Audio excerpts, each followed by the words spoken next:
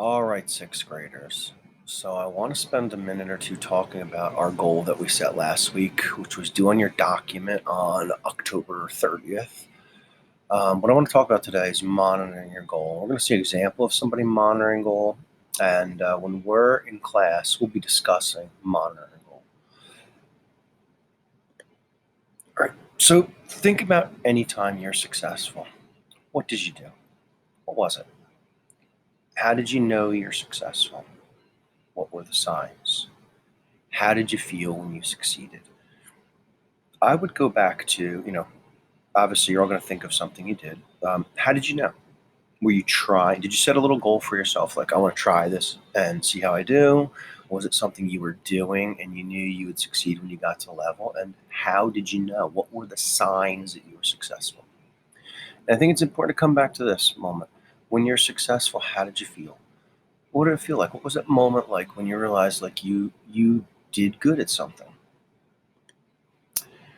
So these are progress markers. When you reach a goal, you have to know it somehow. You have to recognize. You have to have something there to signify what it was you've achieved. Did you reach the original goal, the objective you wrote in that goal? So you wrote down by October 30th, I want to be something. I want to be better at something. I want to learn a skill, or I want to do something a certain way. Well, when you wrote that document, you turned it in, you listed a progress marker, and that progress marker tells you how you did. All right, we have a Leone here. So she's got a little cat cuddled up with her. She's got our clock here. It's early in the morning, right? Is it like 5:10 or something like that? So she keeps falling asleep in class. She needs more rest. So she sets a goal to get 8 to 9 hours of sleep every night for the next month. What progress makers could show Leona that she's on her way to achieving her goal? All right.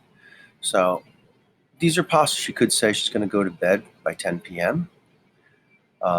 She's going to make sure she's gotten 8 hours of sleep 5 nights in a row. And here's the big one: she isn't falling asleep in class, because that was right. That was the problem she listed right here. She didn't say it was a problem, but falling asleep in class is a problem. So once she's not doing that, she's maybe satisfied some of these needs. So maybe this has to be 9 hours, or maybe this has to be 9 or 9:30, and just some ways she could monitor that, right? So she has to set a target. All right, how will she know when she reaches the target? All right, so when she's consistently getting that amount of sleep, and she'll know because she could track her sleep on a phone, a planner, a notebook. Some people even have more advanced options. If you have like a Fitbit, they can keep track of your sleep. Or maybe you have a specific bedtime, or maybe you would set a bedtime and like a alarm on your phone, right? So you can set some targets that way.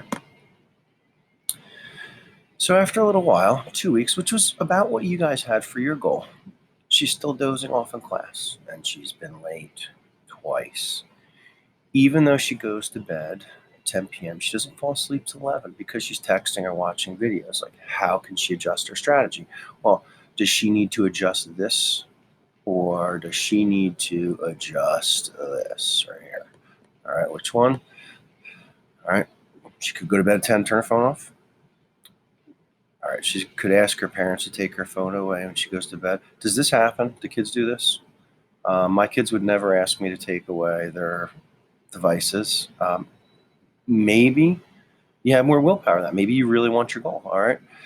She could ask her friends not to text after 10 p.m. Or, there's other things too. I don't know if, parents have controls at your house over like their internet or Wi-Fi or the access to tablets, but that could be something that's listed in here. That could be something that someone else externally does to help her. These are all internal solutions. She's coming up with these herself.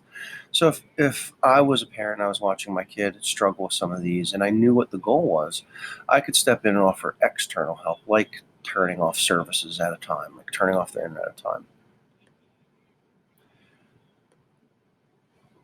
Okay, so our turn is a little different. We have a goal that we already wrote, and I'm going to ask you to refer back to that. So you set a more of a, well, Listen, you set a 2-week goal. Some people call long term. I think it's more of a short term. But I asked you to pick something specific, right? So, how did you know? What were your progress markers? How did you know whether or not you reached your goal?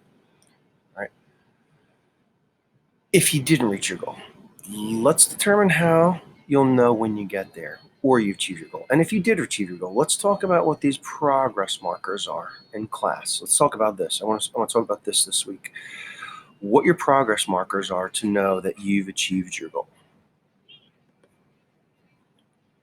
Okay, so there's some roadblocks which I'm going to talk about in class today. I'm going to try to talk about them both in person and the live session, like when I'm doing both. Um, so adjusting, you have to adjust your strategy when you come to a roadblock. So this is what I'm going to talk about here. So adjusting my strategy when you encounter a roadblock. I have a roadblock I encouraged in teaching in person and remote, and I'm going to talk about that in class today. All right. So what I would like you guys to do is answer your questions in your document and just submit it. All right.